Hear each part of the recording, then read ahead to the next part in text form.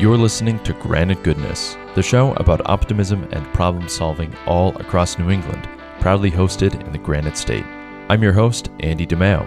Today I chat with the team at Alnoba, New England's leading educational retreat center, where, in their own words, they dare leaders to change the world. I've been to a couple events at Alnoba and can attest that the vibes are real. They regularly celebrate and lift up innovative leaders from all around the world, and I think it's very cool that this organization and space exists in Kensington, New Hampshire. If you're ever able to attend an event at Alnoba, I highly recommend it, but in the meantime, enjoy the conversation. We're here at Alnoba with Sydney and Martha in beautiful Kensington, New Hampshire. I'm a big fan of everything that goes on here, and by the end of this episode, everybody who listens to it will be as well. I believe it. So, who are you both? What are we doing here? What is this place? Well, I'll go first because I'm the warhorse here in the organization. I've worked with the Lewis family for more than 30 years in a variety of their entities and capacities. And so currently I am title-wise the Executive Vice President of Alnoba Lewis Family Foundation, and I oversee our charitable giving. And I think I've been somewhat anointed the historian of Alnoba. First and foremost, we are a place where we dare leaders to change the world. Mm-hmm. And I know that may sound trite to some, but given that you're an optimist, probably not. Our founder, Alan Lewis, and his wife, Harriet, are passionate about developing leaders, and they feel that that is the biggest impact that we can have, is really having strong leaders that lead to stronger communities. Yeah. So Kensington, Alan's ancestors helped found the town in the 1600s. I didn't even realize that. Yeah. Wow. The Sawyers and the Blakes, so you'll see references to them. In fact, I'm looking out over at the Sawyer-Blake cabin right now. Yeah. But Alan had a very troubled childhood. I think he moved 14 times by the time he was 7. And probably the most impactful childhood experiences he had were here, the most loving experiences. His mom, since he was 5 years old, would put him on a bus in downtown Boston, sit him right behind the bus driver, and take him up here to Kensington, New Hampshire, where his grandmother and other relatives lived. Yeah. And he felt safe, he felt loved, and so this town has always meant a lot to him. Yeah. And in the late 70s, he and Harriet purchased a home here in Kensington as a way to get away from their crazy busy lives in Boston. Mm-hmm. And they began to create a special place for their family where their kids could, it would say it'd be wild, right? That they could explore and get dirty and maybe hurt themselves because they fell trying to explore something. You figure it out. Yeah. And then began to acquire more adjacent property. And then in 1993, they started the Pinnacle Leadership and Team Development. Mm-hmm. And as I said, leadership training, particularly for nonprofit community leaders, is the taproot of what we do here. They were also, as it was building out, very conscious about space and place and nature. Mm-hmm. And so they worked tirelessly to preserve the natural habitats here, to build a very thoughtful 10-mile trail system. They place benches dedicated to great leaders around the world. They've got reading stones with inspirational quotes, so you can take pause. And then most recently added a very world-class eclectic art collection on the grounds. I mean, the vibe is palpable when you show up here. It is a vibe. Yeah, and as you know, that doesn't happen by chance. No. It happens by a great deal of heart and a great deal of intention. Yeah.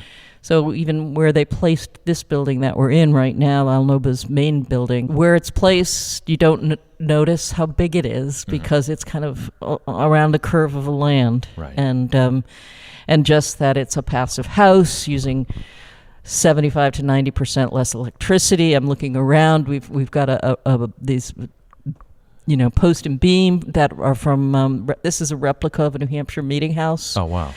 And then the others are also different replicas of meeting houses throughout New England. Yeah. So again, nothing here is an afterthought. Nothing here is by chance. It's really to create what a friend of mine called once a brave space, a space where people can feel that calm, feel uplifted, and be in a place away from your work, and cell phones off, and be able to get into the leadership work. Yeah. And be brave about that. So that includes Sydney? Yes, and I think Sydney can talk to you about more about the Pinnacle leadership training, and her focus is primarily about bringing young people up. Get them while they're early. As an outsider coming in to this organization, I would be curious, what was your impression of this place and this organization, from the outside, and then joining it? How has that experience been? As Martha was speaking and I was listening very intently, I was also thinking about what an appropriate sort of pairing we are, with all of the history, and Martha has seen this place and the mission transform so many times. And I've been here just shy of 3 years and have really come into it in its full stride of who we are and what we are. It's always interesting to hear the background and how things came to be, even when you can't really conceptualize it. Hearing it and experiencing it are totally different things, right? So I've been lucky enough to come into a space that, for me, in my role, has always been about leadership and youth development. I'm responsible for coordinating the offsites for our strategic partners. So those daring and courageous leaders that we are in partnership with, whether that's financial contribution or contribution of resources for their leadership teams. My bread and butter, and what really fills my cup being here, the young people that we bring to Alnoba, because they are the leaders of tomorrow. Yeah. So my role here, I initially, when I was trying to share with my family and friends who had never seen the space and also had no idea what it was about, I kind of described as very wide and shallow in the areas that I touch. And the longer I'm here, the more I realize that it's wide and deep. Yeah. Right. So I'm working with these incredible leaders that, some of which are new to partnering with us. Some of us are in, their second and third iteration of multi-year engagements. Yeah. Part of what I do is, again, bringing the young people here. And when we're talking about goal setting or social emotional learning, I'm printing out 20 copies of a worksheet that I've created and doing a portion of their programming with them. Mm-hmm. Some of it is asking our fantastic site operations team if I can please use the gator, because the materials for the ropes course need to be serviced to stay safe annually, and a little bit of everything in between. So I feel really lucky to see this property for what it is through a number of different seats. This phrase, I think, might sound abstract to people, right? Like daring leadership or creating leader. Like there's a lot of leadership stuff out there. There's a lot of organizations and consultants and places and training. But this place is really different in my experience, in my view. And every part of my interaction with the different facets of Alnoba has made that feel more and more true. And I'll give you an example. Each time that I've ever been here for an event, this beautiful room we're in, the great room, it's like a Viking, like a New England meeting house. It's amazing. The great room, it's full of people. There's 100 plus people in here. And you get up there and, you'll pick out, you make the crowd a little bit uncomfortable, but in a good way. You push them, you push the people there, especially the younger folks, right? So the last time I was here a couple of months ago, everyone was standing up, and there's always singing like this. I've never been here, there hasn't been singing, and you get music and, you get people shouting and chanting. It's awesome. But you'll make the young folks will stand up and you'll be like, who are you? Why aren't you doing something really cool? Be inspired. You'll push people a little bit, right? And I don't know that there are many places where people kind of get pushed like that. And I think we need more of that. Yeah, I think hearing Sydney going on 3 years is that's after the passing of our founder, Alan Lewis. So I think for those of us that are veterans of this place, it is his imprint here is so tangible. And I love that you describe about that uncomfortable. He died after having a board meeting, and his line was, "Get comfortable being uncomfortable." And I think he was somebody that, and I haven't seen anything like it, was at his very best when the world was at its very worst. He was expert at crisis leadership, and he was also a very candid truth teller. And the truth isn't always pretty. Yeah. But he did it, and he would always say, if you're giving feedback to somebody, do it. If you're doing, you have to do it with care for the person or the institution, or don't give it. Right. But the model that Pinnacle has developed is a very, very simple model. Yeah. And it is for many people, can be very tough. And he would say, we're not for everybody. Right. We're not for everybody. You need a leader that is willing to hear from their team what's in their way. Yeah. And what Pinnacle does, the org advisors here, is they will push you to be specific, to name a name, to tell a truth, to put a number to it. And you're doing that in front of your boss. You're basically saying, look, this is what is in my way. Leonard is not performing, you have been sitting on this decision for whatever.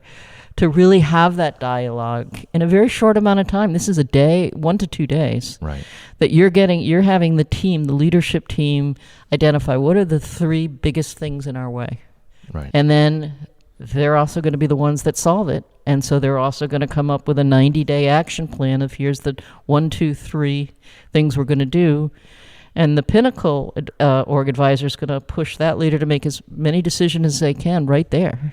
I mean, why wait, really? Right. So I think this notion, and Alan would always say, you have to get out of your comfort zone. Yeah. And so we also have, I don't know how many elements of a ropes course here, which is 8. Which is you're strapping on your harness. Yeah. You're on belay with a team. You're climbing up a tree, and you're dancing across a wire. Right. And for some people, that's not a big risk. And so then Alan would come over and say, well, how would you like to do it blindfolded? But the heroes he always would acknowledge and point out is it's typically not the one that can dance across the ropes.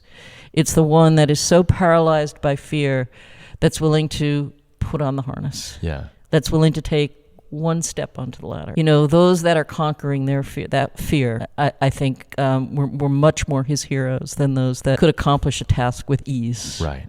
So I think you're spot on about this being uncomfortable. Yeah. Well, those are the folks who are actually growing, right? And it's like ostensibly people, they come here to grow. They seek out these experiences to grow. And I'd be curious if unless you have anything to add, Sydney, and like jump in, by the way, like, again, you can say whatever you want. It's just me who does this. Like, I'd be curious, I don't know, favorite experience, like if you had folks come here or organizations and, been like, they've said something like, whoa, this has been awesome, or like a change in like a person or a thing, like, and maybe people don't even like I'm telling you, as someone who's, come here a couple times, people appreciate what you do here, even if like they don't say it. But I feel like people have definitely said it, right? And by the way, you didn't tell me how to, like, we could have been doing this on the ropes course. We like to keep that in our back pocket. That'll be episode 2, right? Absolutely. Yeah. I think for me, there are so many favorite experiences, right? Mm-hmm. With especially the young people who come from inner city Boston. And for them, risk is getting off the bus. Yeah. The number one concerns, am I going to get dirty? I didn't bring bug spray. I didn't know I'd need it. So risk happens in the parking lot there. But one memory sticks out, and it wasn't even a group that I was with. I had supported them in all of the logistics in coming here and arranged their catering and set them up and put them in contact with their org advisor. And then their org advisor came to me at the end of the day and said, I had the most impactful moment I've ever had. There was a participant who had cerebral palsy, and they put the harness on Wow. And that for them was the biggest moment of growth that they had. That was their physical capacity, and they felt like they wouldn't belong in that team building setting, and they pushed themselves one more step than they thought that they could. Right. And really, like, such a moment of impact for that individual, for their team, a moment for that community together. And like, you don't have to physically be with someone experiencing that to know that you were a part of it. And I think that, like, overall for Alnoba, like, I'm not involved in a lot of things that I know have huge impact, but I'm involved with this place. Yeah. And so I am. Yeah. Well, there's someone who, to get back to Alan's parlance, right? Like, they may not dance across the rope bridge like it's nothing, but they took a big step for them. And that's the point, almost, right? Like, that person might have had a lot more growth than, people who going across a ropes course is no big deal. Absolutely. Yeah, I have a couple that come to mind. I think people can imagine when there is war, that's not a good thing for being in an international travel business, right? Which the Lewises own Grand Circle Corporation, overseas adventure travel, and Grand Circle Cruise Lines. And for years, I headed up what they called the People and Culture Department, was on the executive team there. So was able to have a great seat to watch Alan in crisis. And so after 9/11, really you had a third of travel businesses going broke or out of business. Wow. So seeing him, and being there, and we're in fear too. You forget that two of the planes took off from Boston, and our office is very, very close to the airport. Yeah. You're hearing the fighter jets overhead. I mean, I think not that we were obviously the targets, but we were close to, so we're personally in fear too. Right. And for him, he brought us up here, the executive team, and the speed and the boldness of the decisions he made. One was about travel insurance. Right. So he said, okay, let's start a whole new travel insurance where you can cancel right up until the day of departure. Yeah. That's commonplace now. Mm-hmm. And it wasn't back then. Yeah. I mean, he revolutionized the travel industry. It's like, okay, we're going to cut all of our bottom performing products. He sent all the buyers on the road within days to negotiate. He goes, ask them to cut their rates by 50%. Wow. And they're like blanched. Yeah. And then he goes, well, we'll probably only get 25, but if we ask for 50, we'll get set the goal. Yeah. So I mean, that one is just, to me, a case study in his brilliance around and just the organization, because he spent so much time developing leadership, their ability to adjust in crisis. In fact, we now have a keys to leading through crisis piece that Pinnacle teaches. That's one. I think another one is one of our community partners we work with came up, and I saw that the leader at the end of the day, and I said, how did you go? And he goes, great and really tough. And he goes, we're in the wrong business. And I'm like, what do you mean? And he goes, we've been chasing the same mission that now it's not what we should be doing. Right. We should be doing something else. And they went through a whole rebranding, and changed their focus and their mission. So I think when people have those sort of aha moments, and teams come up here and realizing they've got to make a tough people decision, right? But they've known they've had to make it, and I think there's a lift that comes from making decisions. I never had the pleasure of meeting Alan myself, but it's funny, so I had seen this quote of his or a video of him speaking that was very impactful on me. I think he was giving a commencement speech or something, and he said advice to young people, or all these folks he was talking to, the world is always trying to put you into a box, right? It's always, pressuring you for demanding, conformity in some respect. And he said, your job is to resist that in every way that you can. Just resist that, impulse and the pressure.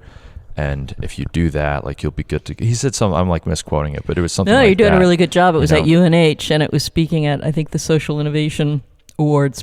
Oh, right on. Yeah, and his advice was break the rules. Yeah. the world wants you in a box, in a small box. Yeah. Break the rules, break the rules, break the rules. Yes.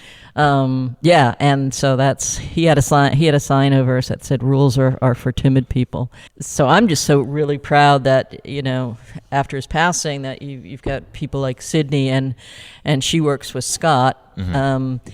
And Scott was kind of one of Alan's wingmen during the pandemic. Right. So he also, they know the secret sauce. Right. And his legacy goes on and is built, and they built it even stronger. The work that Sydney's been doing with young people would just filled his heart with so much joy, because that was something that he really wanted to do. Yeah.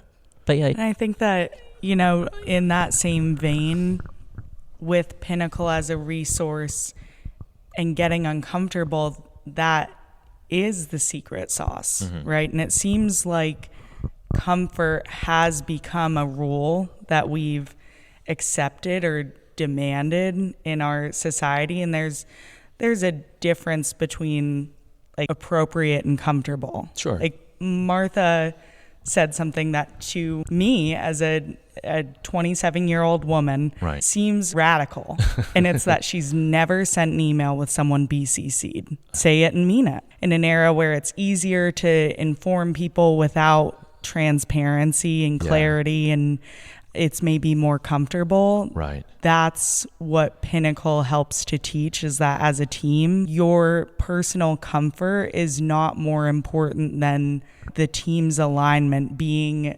members of a team that you can rely on people and trust comes from that transparency and holding space to say and do the hard things. Right. Never BCC'd anyone. At the travel business, we and here we're a very values-based organization, and mm-hmm. one of the values is open and courageous communication. Yeah. And to me, blind copying is not open nor courageous. Right. So it felt like wrong. Yeah. And we would do a report card where we would ask associates to grade us on our 4 responsibilities: our responsibility to associates, financial responsibility, a customer responsibility, and a social responsibility, and they had to put their name on it. So, I also think doing anonymous feedback went against our set of values. Sure. Yeah. There's all these ways in which technology is great, but it can divorce us from ways of communicating that we've been doing a very long time in ways that are not always great. So I feel like the ethos of this place and the work that you do is like you're not going to do a leadership workshop and be like, here's how to text politely. You're like, no, it's like, get off your phone, go on the ropes course, be honest with what you say and how you feel. I think feedback gets a bad rap. I think it's always associated with negative. You can also give people positive feedback. Yeah. And I think we forget about that. And, I think that is kind of a downside about a culture that is about placing demand, that is about, taking risks and all of that, is that sometimes we don't say you did a really fabulous job on this, or thank you for this. This was a big help. And the other thing is asking for help, and that being a sign of strength, not a sign of weakness. Right. And, I'm not to say so much about the travel business experience, but where I saw a lot of executives not succeed is because I think, you get to a place in your career that you don't feel like you need to listen to. People, whatever their level in the organization is. And I think they were shocked that they were getting feedback from so many, people at so many different levels, and they just don't have that maturity or that vulnerability to accept it or even feel it as a value. Yeah. And that's, we've always said the brain power is in the organization, but as I said, it takes maturity to ask for help and to really, truly listen. Yeah, I love it. I think on the feedback topic, it's so important within an organization to have space where people can learn. If you're the smartest person in the room, you're in the wrong room, and there's no place for pride in that sense on a high-performing team. Yeah. And so the Pinnacle model has 3 components. There's the pre-work, the off-site, and then the post-work. So a component of the pre-work, in addition to your goals, which are what you're accountable for as an individual, and the hot issues, which are the barriers to the goals, not what's annoying and what makes achieving my goal harder, but what's preventing it truly is feedback for every other person that's there. And so I, as, I don't love this phrase, but low man on the totem pole, am telling my president, this is what you're doing a great job with. This is where I think you could improve. This is something I'm not seeing from you that I'd love to see you start. And here's something you're doing that for me from my seat is completely ineffective. You should stop. And so in advance of the offsite and the time on property and the vulnerability and authenticity on the ropes and that time together with someone who's objectively there to help teach you all how to work together as a team, you have all of these sort of moving parts that you've already set into motion, and you leave with next steps for how we're going to continue this momentum in our day-to-day. I think part of the success, or I think the wonder of the Pinnacle model is its simplicity. Yeah. So they've, Sydney and Scott and the team have they've built up over decades of experience. I mean, we're on 3+ decades. What she was talking about is a form just called the more of, less of, stop, start. Mm-hmm. And you do 3 more ofs, 3 less ofs, 1 stop, 1 start. And it's a very simple but very effective tool. Particularly when tough times, we would send out saying, if you were CEO, what is the number 1 decision you would make today? Yeah. And you'll be, I was always floored by what came back from people. Yeah. Floored by it. So I think they kept that. They have the keys to leading through crisis. They've got keys to high-performing teams. So, over the years, we've been able to compile a set of resources that I think are incredibly effective. You mentioned the leadership awards, and that's something we've been doing since 2018. And over the years, we invite several of the previous recipients to come. And it's created quite a community, and I think that's what we live to in the room. And we just happen to have some of the keys to leading through crisis cards out. And there is a woman who has started this truly award-winning organization for girls in Morocco. We have another one who's working with Jewish and Palestinian young women in Israel, one from Utah. Yeah. And they were just like, wow, this is...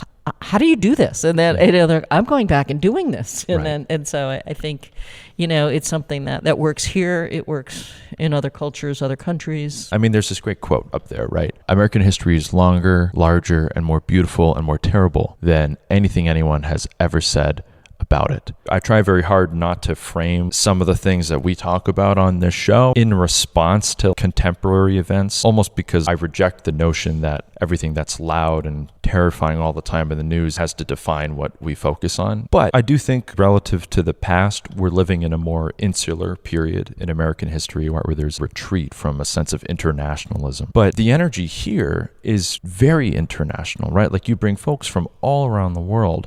You celebrate them, you lift them up. You have this beautiful world-spanning curation of leaders, and it's all in this amazing corner of Kensington, New Hampshire, right? Like, who are these people? Like, who is these Alnoba people? The way that you bring people together here and the way that people feel, it's hard to, show up. People, come to a thing if you're someone listening to this. But it's very beautiful, and it to me, illustrates so many of what I think are our best values as a country. It's no surprise to me that maybe some of that comes from a wonderful and great career in the international travel space. Like that feels like a very natural kind of evolution to me, to learn from people all around the world. And it's important that we here in New Hampshire have an awareness of some way that somebody in, Uganda is solving a problem, or someone in Louisiana or Russia or anywhere around the world, right? We got to bring them together and celebrate, and you do that. That was a laundry list of topics. But what it made me think of is last month we did our second annual, I think we can call it annual now if we've had 2, Women's Leadership Conference. Yeah. And it was Daring Women Who Changed the World. And our keynote speaker was Loretta J. Ross, who we had given our Moment of Truth Award for Leadership Gender Equity. I mean, a 50-plus year human rights activist, pioneer. She helped coin the term reproductive justice. Oh, wow. And just has the stories and the scars of what that fight and that work means. She's now a professor at Smith College, and she has a book out I'm probably not going to get the title entirely correct, but it's called Calling In, of how do you call in people you'd rather cancel. Mm-hmm. And it was such an appropriate message of doing the tough thing, which is people you disagree with. Mm-hmm. How do you have a conversation with them? Yeah. And I just thought she was so on point for the work that we do here and what we hope to move forward in terms of dialogue and listening and being respectful of that. But also we were one of our first sort of taglines for the organization was where inspiration meets action. And that was always something is we don't want you to come here just to be inspired, which that's great. Now what are you going to do? Yeah. And so but I just thought Loretta's message was perfect for the moment. Yeah. Yeah, I found Loretta so impactful when she was here for our women's leadership conference. And I also think that I left that day with the same feeling that I have now, which is that this place is so incredible because we ask it to be and allow it to be. And it's not the only amazing space or place in New England or America or the world. And this energy, this vibe exists everywhere if you let it, if you cultivate it, if you grow it. Right. And so that's where I feel we're special, that we've been deliberate about that, but we're not special in the sense that we're nothing without everyone who has come here and who has leaned into Pinnacle and to our social mission programming and to our awards and everything that we value. If it weren't for everyone who contributes and who inspires us to act in that way, then it's just the three of us sitting in a room, which isn't terribly inspiring. I think you're cool, but I know what you mean. Yeah. And I also think that we're entering a new chapter for the organization in terms of I don't want to say pricing, but I think we're value. We're making it much more accessible for people. Sure. And that's us quotes leaning more into our mission. So. We're really trying to make it a very affordable experience for people now. So we've changed that for particularly for nonprofits and young people. So it's a great time, I think, to check out what we offer and bring teams. And I think your point of who knew this was here, that's been a bit by design as well. Right. This primarily served as the off-site space for the companies, the Lewis's zone. Right. And then we began to open it up, and it's actually a criteria for our funding, is that if I'm going to fund you, and I'm going to fund you because I think you're a great leader, first and foremost. Right. Then you might have a great mission and a great way you're doing it, but first and foremost is because we think you're a great leader, and then we'll require you to come in and do an off-site at Pinnacle. And we get Sid or one of her colleagues' eyes also.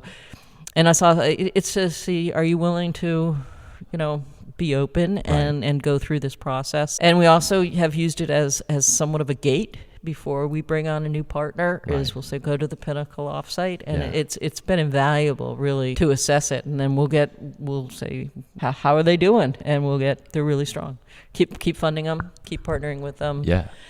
Or they have a big decision to make, and see how they do. So it's a piece. It's a big piece of our philanthropy. Yeah, and I think as far as reinvesting in our values, that's where I feel so lucky to have come on at the time that I have, because I've been here for a couple of years where I see that we're really making a commitment and trying to make access to young people affordable, and still for a lot of organizations and schools that's prohibitive. Right. And so now I have a little bit of a taste in that. And then as of January 1st this year, I get to call schools and say, if you can get your kids here, it's free. Oh. Whatever you want to do, let's do the ropes. Let's camp overnight. I have tents. I have sleeping bags.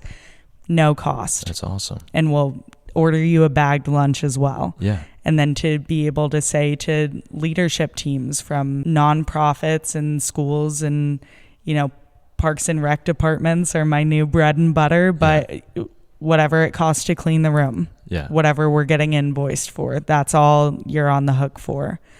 So that's a really special thing, and it's been fun to try and figure out how to frame it in a way that doesn't feel like clickbait, right? Because nothing's free, of course, except it is. This question of value, right, is always pertinent. Putting the question of like pricing or money or any of that aside for a moment, it raises this perspective of path dependency. You think of the cost of a particular path through life for yourself, for your organization, and then you think of an alternative path. Maybe one is better than the other, but there's a huge sunk cost. If it's even like one of these logical fallacies that people reference. We're so wedded to the status quo of our own lives, the vision for them, our relationships with other organizations, the structure of our society, our economy. I'm not saying like it's all bad, throw it all out. But just when we think of what's possible, right, and what could be different, we tend to moor our sense of possibility toward what we've experienced. So when I think of really effective like hinge points or moments of change, investing in people is one of the best ROIs maybe we can even make as a society. You think of the cost of making a big change versus not doing it. I don't mean to be like grass is greener, but we're so used to overvaluing like a sense of stability and predictability. And this place is all about getting away from that. My background is in nonprofit. I think so many nonprofit leaders just expend themselves on their mission. I mean, they are in it. They are exhausted. It's not 9 to 5 for them. It's they're all in. It's the hokey pokey. It's the last round of the hokey pokey. When I hear a leader say, I don't have the time to take my team off site for 2 days, it's like, whew. You don't have the time not to do it. It's like, what else are you doing that you can't take your team out to have that honest and helpful conversation about what's in your way, what do you need from me to make, what decision do you need from me, what support do you need from me as your leader, how do we get better at this? And just to get them out in nature, and see some pretty cool art along the way. I don't know what's more valuable that you can't find the time for 1 to 2 days with your team. Well, it's like, what are you doing? Here's a question. Have you found that there's a particular cadence for people just coming and having an experience like this that's really good for them? Is it every month? Is it every quarter? Or is it different for folks? Because put it this way, there's an old friend of mine who's very dear to me. There was a time in their life where it was kind of like, man, I'm just one more like yoga retreat away from enlightenment. And it was like every week this person would be going to another retreat, whatever. And all that stuff's great, like good for them. But how many life-changing experiences can you really have in a month before you go and do the life thing? You know what I mean? What's the balance? I don't think there's a one-size-fits-all. And I think the point that Sid made earlier is that we really do view there's three parts of an offsite. And actually the actual offsite is the least in terms of percentage. So we'll say 40% is the pre-work, 20% is the 2 days here, 40% is the follow-up. And so, it's not just a 2-day spin. But I think it really depends on the organization, the leader's willingness, where they are, and change. I mean, if they're going through a significant transition, maybe it's a quarterly thing that you come up. If it's an annual check-in, an annual, like, let's assess where we are in our planning process, I think that adds a lot of value. But I think, each organization is going through their own cycle. And you get people that after they've been through Pinnacle a while, they know to do a lot of this work without us. I speak of the businesses that the Lewis's own. I mean, this is ingrained into their work, and so they don't need us as much. But that they'll come up monthly. Some, but they'll have different teams come up. It's a big organization, but. But I think it really depends on, I don't know if you see it differently, Sid, but of where the organization is, particularly with going through big change. Yeah, absolutely. I think during a time of change is a really impactful time to have that objectivity and those honest conversations.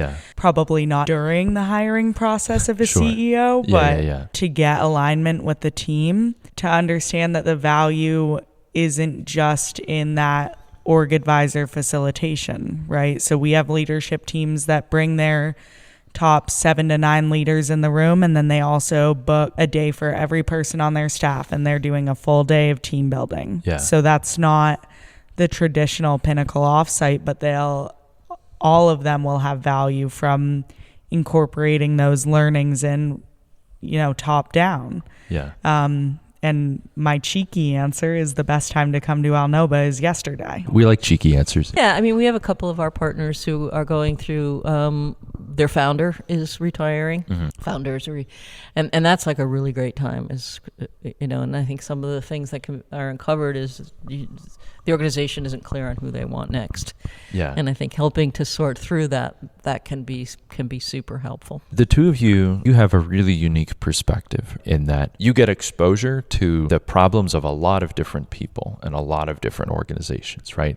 They come here and maybe you learn about it, maybe it's personal, like all that aside, you get dozens of people, dozens of organizations, more than that even, who come here on a regular basis to think about their future, think about the nature of what's holding us back. So what are some of the most common barriers that people and their orgs run into that you find them coming here to get clarity or resolution on? Common ones that I would see is lack of goal alignment, and really having clear goals that you can measure is a big one. I think we ask organizations, or when we come to the office, I stay at the top. What are your top people, your top program, or your top partner issues? Or if it's a business, top people, top product, top vendor. Because you don't want to go in the weeds with a $50 issue. So I think goal alignment is one. I think the second, they probably are going to vie for first, is people decisions.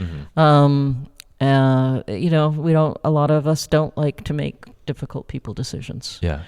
And the thing is, your organization knows if you have an issue. They're just waiting for you to do something. Right. But the other could be is also on the flip side. If you got a superstar here who's probably going to be looking to leave your organization because you're not valuing them enough. Right. So how are you going to hug and kiss your A players? Right. And what are you going to do about... And I think for organizations, the most difficult people decision is when you have somebody that has the skills but not the values of the organization. And I think Pinnacle is really great at helping, because as an organization, we've decided values first. Yeah. Not all organizations have. Right. But so for us, those are the most difficult people decisions to make. Yeah. Because that is impacting your ability to get the results you want to. Yeah. So those would be my two, would be goal alignment and top people decisions. Yeah, I would say goal alignment, particularly with regard to accountability to those goals, who owns them, and are they clear on that and what that means? Yeah. And I think for as simple as Pinnacle is in our model and how effective we found it to be with leadership teams, whether it's a large for-profit organization or small grassroots, people are incredibly beautiful and complex, but we're also pretty similar. And so those issues and the human experience translates large scale, small scale. And so when you simplify the model and go with what works, that's where you have the largest impact. People can think that values is a touchy-feely thing. Sure. But values basically for us are just observable behaviors. So we have 6 values, and then we also have a nifty little thing that has you ask yourself a set of questions, so that we're trying to take a value of open and courageous communication and help you understand the observable behaviors that associate with that value. Yeah. So we would have a corporate meeting where people can ask, the leadership of the organization any question. And then the tougher the question, there's reward there. Right. But if you've been holding that question and you didn't try to tell your supervisor about it or whatever, and you kind of waited so you could get all the glory, right, like that's not it. So it's asking kind of, do you wait and hold it back, or do you offer it? Do you have a recommendation, or are you basically just bitching? Yeah. Are you able to quantify what your issue is? So getting into those observable behaviors, I think, takes the conversation around what values are, and then we blend it into our performance management system. So everybody knows what somebody who exemplifies a value, what that looks like. Yeah. That we can all see. What do you two like about working with each other? Or maybe you hate it. Oh, I think Martha's such a treat. Martha is so refreshing, and you said it at the beginning, gives off a very wholesome energy. Yeah. But she's also so, she's an enigma. She's so well traveled. If you're going anywhere ever, Martha will tell you the best restaurant.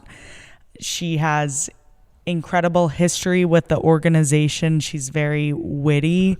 She's very level-headed. I don't believe I've ever seen her flustered. I'm sure she's been there, but there is no try. There's only do. Right. And Martha really embodies that. Well, thank you. We actually don't work together on a daily basis. So that's probably why we like working together so much. I think that the things that I like about Sydney is she is such an astute observer. I mean, and she is spot on.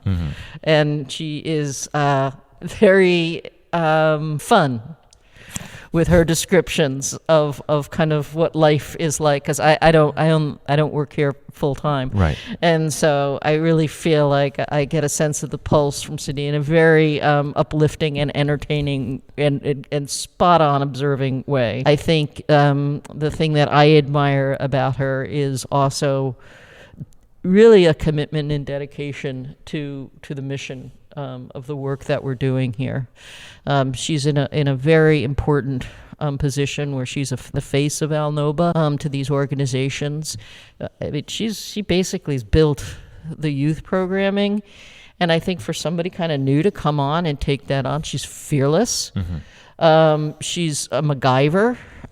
She will solve the problem, and I think that's just great to see somebody who takes accountability, has a good time, shares fabulous stories, and is just willing to put her whole self in. We were briefing about who was going to do what for the women's leadership event, and every time it was Sydney raising her hand to say, "I'll do that, I'll do that, I'll do that," and it's like, well, Sid, how can you check people in and be driving the gator to bring them up to come in? It's like. But, I'm always going to go with the person that's got their hand up. Yeah. And that's Sydney. How do you do on the ropes? Oh, I'm incredible on the ropes. Of course. And I've been given the opportunity to do well with everyone I've ever climbed with. So it's not all on me. They're tandem climbs, so I can't take all of the credit, but I'm up there. I want to get at this question of optimism with the two of you. Do you identify with that word? What does it mean to you? I believe I'm an optimist. I was just trying to think of how I would frame it, because I wouldn't say that I'm someone who is like traditionally or by definition optimistic. Like I have moments where I say this is horrible, but I believe I'm optimistic as far as outcomes are considered. Like something can be horrible, but it'll be fine. Sure. And it always has been, and it always will be. And so I'm optimistic that things will be okay. Yes, because I still show up for protests when there's something I feel is wrong, and I think that's what optimists do. They do something. They do something. Yeah. I still write to my congressmen. I still vote. I still am on the lookout for the younger people in the organization. And I think that those are acts of optimism. And, which I think basically is hope, right? And I actually wrote it down because I was thinking about it before we came. And there's this great quote from Loretta Ross that she says, "Hope is not the belief that the past can change, but that the future can." Oh, I like that very much. Isn't that great? I've heard a lot of optimism quotes, and that's one of the better ones. Yeah. You two have such a cool role, right? Where it's like there's not many people in organizations that get to, with such regularity and intimacy, curate and bring people from all around the world and all the different corners of our country, right? And just learn about, man, how is this person making the world a better place? Can we help them? You might be more bashful than I would be in your position. If you want people to know one thing about Alnoba and what it is or what you do, what do you want them to know? We are a brave space to change the world. Top that, Sydney.